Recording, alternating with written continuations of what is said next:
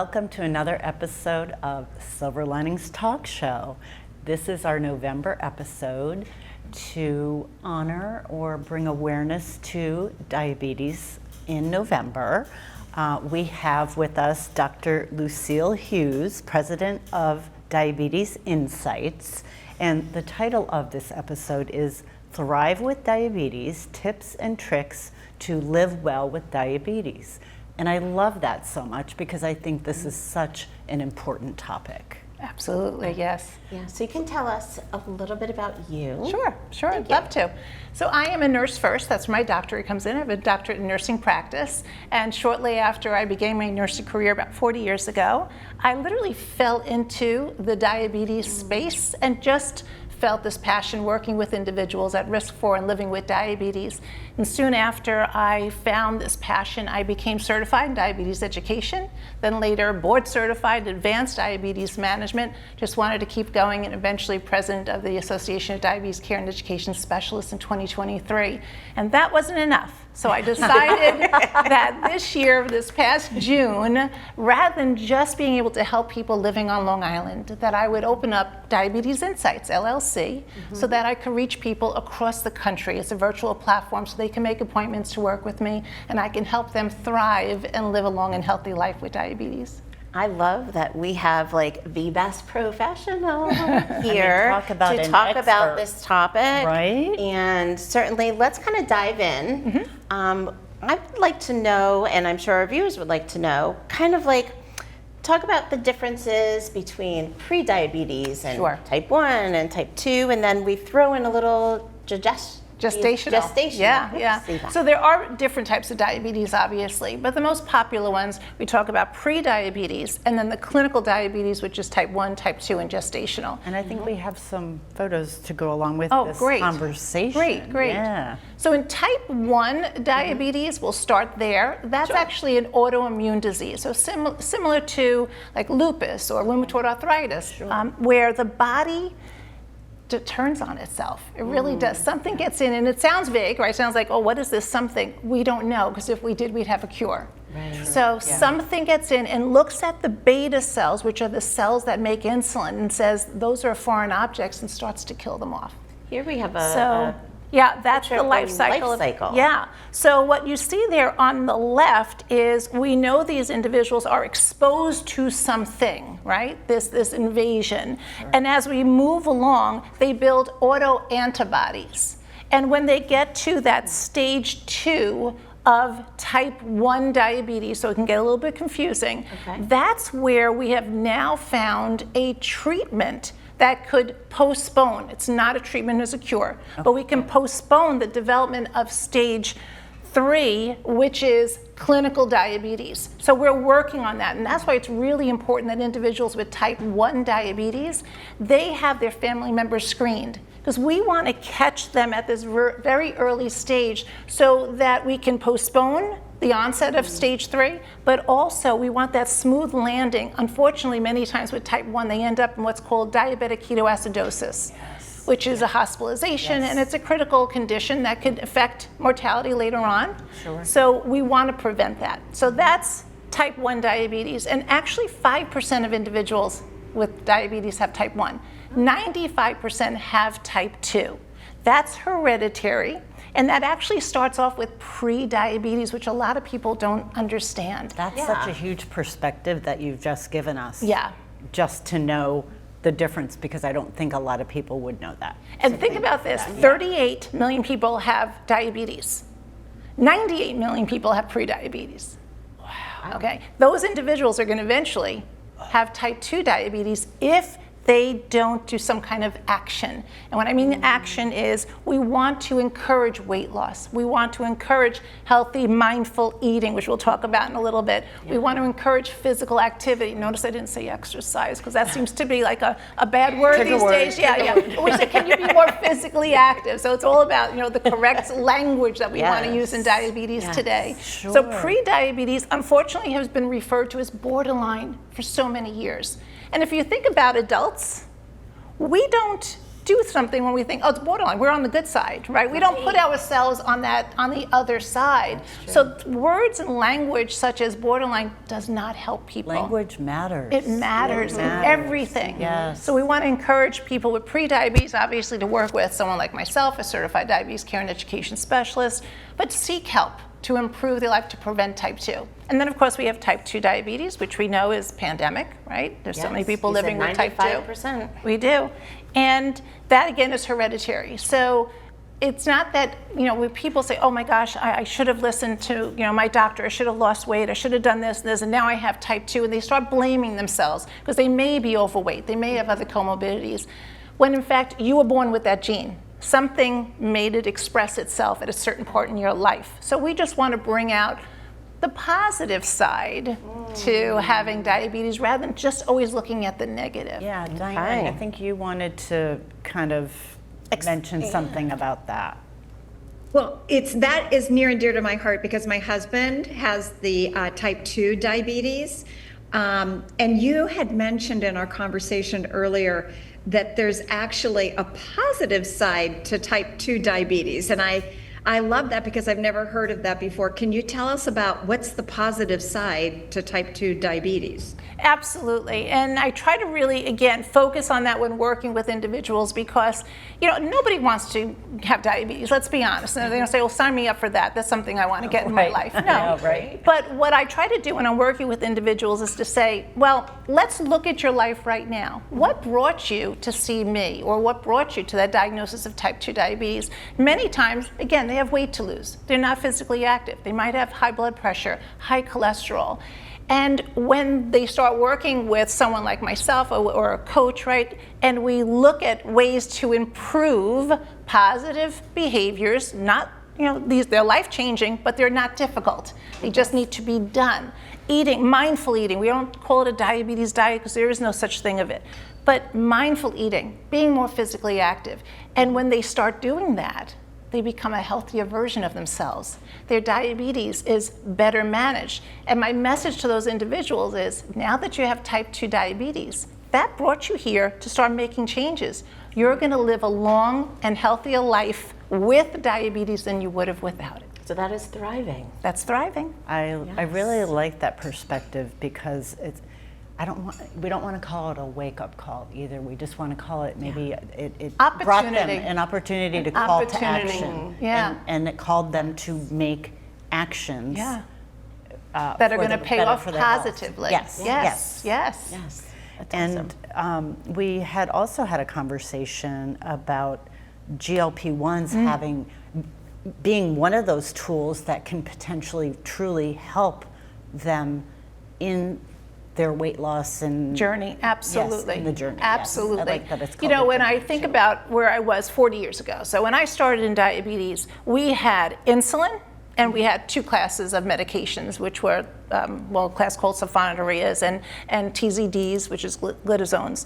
That was it. So everyone was like a cookie cutter. If you had diabetes, you had to go on this, and we didn't really match what that person needed. We hoped that it worked. Right. Now today, we have so many options, so many medications, so many therapies, so many tools, not only medicine, we have tools that can help people thrive and be successful living with their diabetes. The most recent was getting a lot of attention are the GLP-1 receptor agonists. Yes. And we have the GLP-1 and now we have GLP-1 and GIP. So sometimes we have dual agonists medications. And you have to understand how they work. In our gut, we have gut hormones, GLP-1. And they help the body take food slowly through the digestive tract so a person feels full. Then they stop eating, right? It tells the brain, I'm full. It keeps the beta cells that we talked about earlier in the pancreas, it allows the beta cells to put out insulin just enough for what they need for that meal, so there's no risk of low blood sugar. And when we give individuals these medications, GLP-1 or GLP-1 and GIP, they get to finally feel satisfied, that feeling of satiety, and then they lose weight. It makes sense because it's possible that those receptors weren't effectively working for them, maybe? Is that what was going on? Yeah, the way I try to explain to patients is, when you check the oil in your car? Yeah. Well, you need these gut hormones, but in some people who say you're about a quart low. You didn't have enough of them. So they never felt full. They didn't want to be heavy. They didn't want to gain weight. They just want to feel full. So that's what these medications help individuals. And I know Diane had a firsthand experience with that. Correct, Yes, Diane? I mean, my husband's lost about 65 pounds now from Wonderful. the GLP, yep. So it's working marvelously because he did eat well and he did exercise. It just wasn't ever enough. So it's been amazing. I will say though, he went for a colonoscopy yesterday. I dropped him off and they sent him home because you have to be off of it, I guess, for a whole week before you can get a colonoscopy. So, they didn't see that on his chart, and Yeah. people should know. Yeah, that it does slow down how you hold the food. So, So that's what we worry about. Yeah, I'm sorry that happened to you because they're usually very astute to that, and we do want patients to be off of it because remember it slows motility. Oh, yeah, So yeah, we're going to yes. put you under anesthesia. We don't want you to aspirate. So there is a reason for it, but I wish they had caught that, and then that wouldn't have been his experience. So that's especially going through a prep for I've a heard that colonoscopy. too, yeah. You know, it's the he last lost thing a you few want. extra pounds doing the prep. Of course, yes, that's good. Don't we all? though? Yeah. So you started to talk a little bit about treatment options and insulin. Is there any other pieces that you want to include for type 1 or type 2 for treatment options? Sure. The thing, obviously, for type 1 diabetes, treatment is the drug of choice. It's critical to keep that person alive. And what we celebrate today is the different tools we have to administer insulin. So it's not just the vial and syringe that we used to have, although it still works great, right? True and tried and true. But we do have now pens. We have insulin pens. We have insulin pumps. We can inhale insulin like an inhaler. So what's really starting to happen today is more than ever is people have options. So you have to take this. How would you like to take it? And we get to meet their personal needs. That's really So that's wonderful. helping maybe the efficacy because they're taking it the way that best suits them. That's exactly Yes. right. You know, medications are wonderful, but they don't work if you don't take them. Yes, and consistency, I'm sure, Yeah. is such an important piece. Like I have had so many patients with type 2 diabetes on insulin, because again, there's that myth that you don't need insulin with type 2. Many do. And I would say, oh, okay, so what's happening at lunchtime? Oh, I go out with my friends at lunchtime. I leave my insulin pen at home because I don't want to take my insulin in a restaurant. So again, it's only going to work if you have it with you. And I said, oh, well, there's tools that we could help you bring it with you so you feel more comfortable administering in a restaurant. And knowing what their lifestyle is and That's key. is really going to help you understand how they can best take it. Right. Diabetes has to be patient-centered first. Does It's that- not about me. What it's about, the patients. and also too included in that, what about the continued, like those Continuous glucose monitors. Yes, yeah. that's what I was Oh my gonna say. gosh. That's that gotta be to helpful me, too. You know, again, looking at my history in this field, we used to get people bring in their blood glucose monitors, maybe they bring them in, or their log sheets would be messed up with blood on them and food, or my dog ate them. I'd get that a lot, even as adults. But now, and I'd say, okay, so that was one dimension of me looking at a blood sugar, but not knowing where it was going in time. Now with continuous glucose monitoring, I say it brings diabetes into a third dimension. Because not only do they see a number of 120, but they see an arrow. Am I staying steady at 120? Is it 120 straight down, but I need to eat something because I'm going to be low soon? Or is it 120 straight up where I need to go for a walk now to bring that down, to mitigate it from going higher? It's a fabulous tool. Now, can't those also be connected to like smartphones so other people can be monitoring yeah, we those do a and lot of stuff? sharing. We do a Yes. lot of share, especially with the little ones. We can share with parents, but even adults too. They have spouses or their best friend or their parents are, you know, are connected so they can say, hey, I see you going low. Are you okay? Yeah, I'm on the treadmill. I'm good. And it's just having an extra pair of eyes. That has to be a huge game changer. It is, yes. I love that. Definitely. I love that so much. And I'm just curious, is there any certain type of training that school nurses have? Because I'm thinking about a dear friend whose son was diagnosed with type 1 young, and she would have it on her phone, and if something happened, she'd be calling that nurse at school, or Right. the nurse would be calling her. Yeah. Is there certain training that school nurses need because they might be seeing children Right. with type 1 or type 2. Unfortunately, it's not required. It's not It required. isn't. And we all go through nursing school, but again, this is a specialty of Okay. mine, right? So I do have compassion for school nurses too. They're taking care of a lot of issues in the school environment, but I will tell you that many of them have reached out to learn more about diabetes, because that's what we care about the person first, right? That's why we went into nursing, and they want to make sure they know as much as they can to take care of that child. So many of them have reached out for school nurse programs, and they can find them online in different colleges. I used to teach one at a local college on Long Island as well. Great. School nurse program. Awesome. Great. That's Awesome. Fabulous. Yes. And, we talked about the GPLs, we talked about treatment options, and now we're getting into food and lifestyle. Yes, everyone loves to talk about food, right? I do. Yeah. She does. Yes. And I put, you can imagine, there's so much to talk about when we talk about food. That's a whole class It's that I huge. do, right? It's That's a huge. whole class that I do. Yes. And particularly that message is, again, there's no such thing as a diabetes diet, and we don't have forbidden foods. We have to get away from that thought, oh, if I have diabetes, I can't eat what I want. Especially cultural foods, we want to make sure that, again, we include what that person really wants to have. So I just brought a couple here because I want to show you how people can run into problems innocently. Yes. So let's look at fruit. Here's an apple. Well, if you go to the produce section and you pick out apples individually, who's not going to go for the biggest apple they could find? This is the meal. There's so many carbs in here. It's about 45 carbs. This is actually more carbs than I'm allowed in a meal. Okay. But here's an apple. It's about 22 carbs. This is a snack. Look at the difference in the That's a sizes, huge right? difference. And the way I like to tell my patients is, buy your apples in a bag. The they are bagged smaller. apples are smaller, and They you're are. guaranteed to get the size that you need rather than picking it out individually. Or if you want, split this with somebody. You can still buy the big apple if that's what you want, but you're going to split it. Same thing for the bananas. Look at the difference here. Big difference. Okay. Now, is this one banana? It is one banana, but it's about 2 fruits. Yes. So 30 carbs. This is the size of a fruit serving for a banana that you can have, and even this might be a little challenging for someone to have.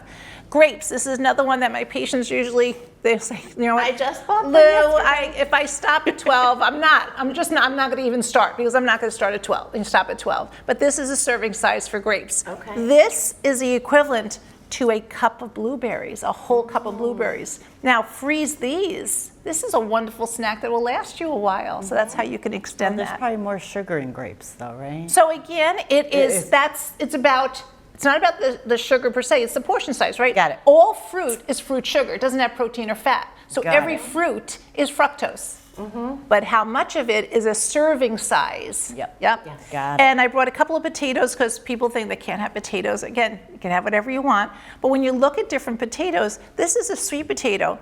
You can have this, but this would be split with somebody else. And this is the size potato. Certainly not the size you're going to get in a restaurant, though, right? No. You get So a big you honking get a thing. big one because they want you to come back. No one talks about, oh, I went to this restaurant, I got the smallest potato you've ever seen. You're not going to that restaurant. We've been So- That is conditioned. true. Right. We've been So conditioned. split it with somebody, or split it in half, pack it away, and finish that.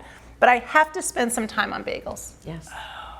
because many people think that this is okay, and again, no forbidden foods, but I want you to know what you're eating. So this particular bagel I bought last night in the supermarket, actually. This is about 75 grams of carbohydrate, so more than 4 or 5 slices of bread. So what I ask my patients, I say, oh, but I love bagels, and I say to them, would you eat 5 slices of bread at one time? And they went, oh my gosh, I would never do that. I go, but you are. And it helps them when you see it in that perspective, through Yep. that lens. Well, what could I have that? I said, well, how about an English muffin, which is 2 slices of bread, or 2 slices of bread, 2 slices of rye bread. So again, we don't take this away. And I love when they say, what happens if I scoop it out? Okay, you might get it down to 60 carbs, but you're still talking about 4 slices of bread. Yes. So we just want to look at, what do you enjoy having, and then what can we substitute that still satisfies you, that makes you feel happy?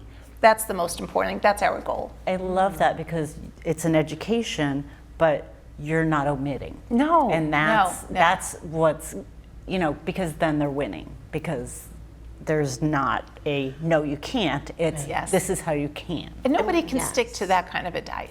Yeah, They because can't. It's what a I- healthy meal plan. Yeah, what I love about that is every time you go into the grocery store, you are faced Yes. with that, Yes, that yes. question, that dilemma, what do I take? Or I really want that, but I'm not supposed to, right? Yes. And now it's about, oh, how can I have it still? How can I have it? Great. Without compromising my diabetes management Right. and what makes me feel happy. I used to do supermarket tours. You did? Yes, I used to bring patients through the aisles of the supermarket because it is a learning experience and teaching them how to shop that is still health promoting. That's actually the Yeah. best That's thing really ever cool. because I love going to It's the really grocery fun, store, yeah. and you can really learn things. Yes, I say it takes that maze of confusion, think about it, it looks like a maze, turning the maze of confusion into something that is enjoyable and not fearful.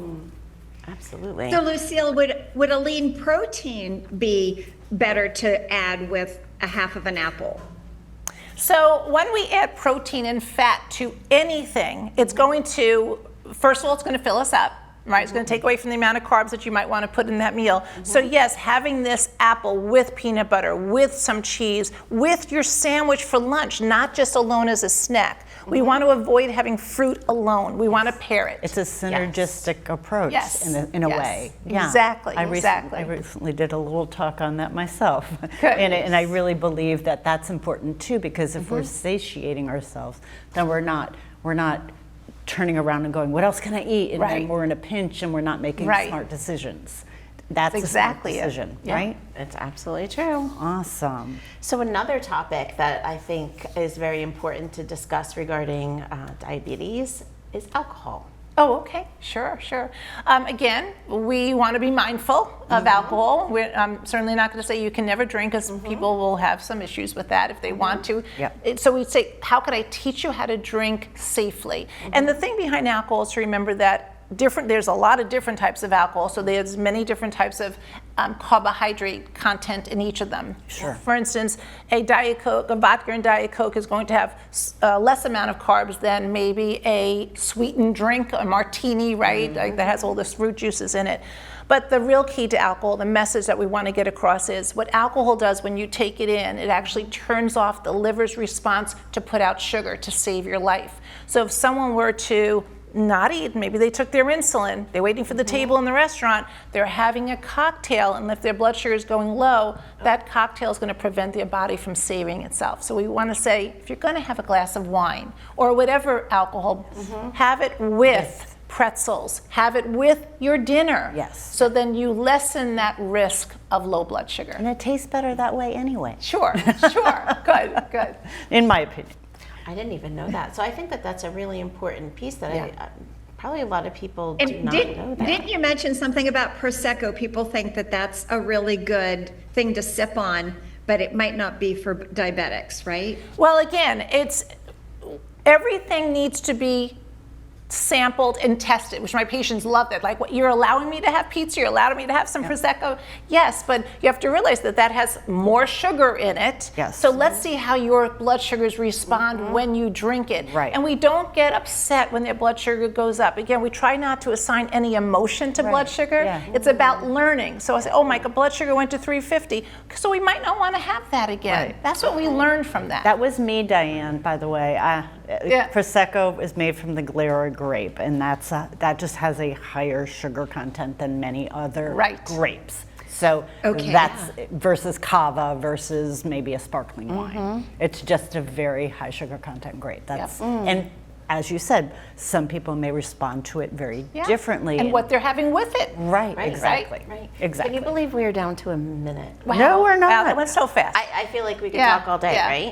Oh, So goodness. we would like to have you give some diabetes resources to viewers. Sure. Obviously, we have the American Diabetes Association, always a wonderful resource. The Association of Diabetes Care and Education Specialists.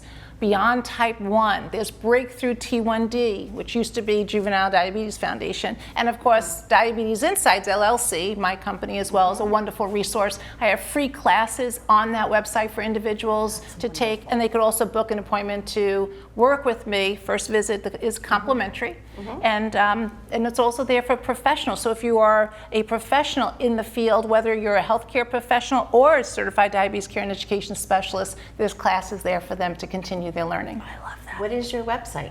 DiabetesInsightsLLC.com. Awesome. I love that. We're going to make sure to put all that information in Great, the credits great. so that people can reach out should they need more information. Wonderful. Thank you so much for joining us. This has been very insightful. Yes. Oh, it's And my I head to love share the that. silver lining. I love your silver lining that it's positive, that, you know, it's a positive thing. It'll have you learn more about food and how your body reacts to it and the movement. So to me, that is a positive and it's a silver lining. That's a perfect show for the topic. That There you is go. A perfect Great. way to wrap that up, Diane, is you presented so many silver linings for so many people that they can thrive with diabetes. Absolutely. Absolutely. thank you so Thank you so much much for for being having with me. us. Thank you. Thank you. And remember, always look for the silver linings.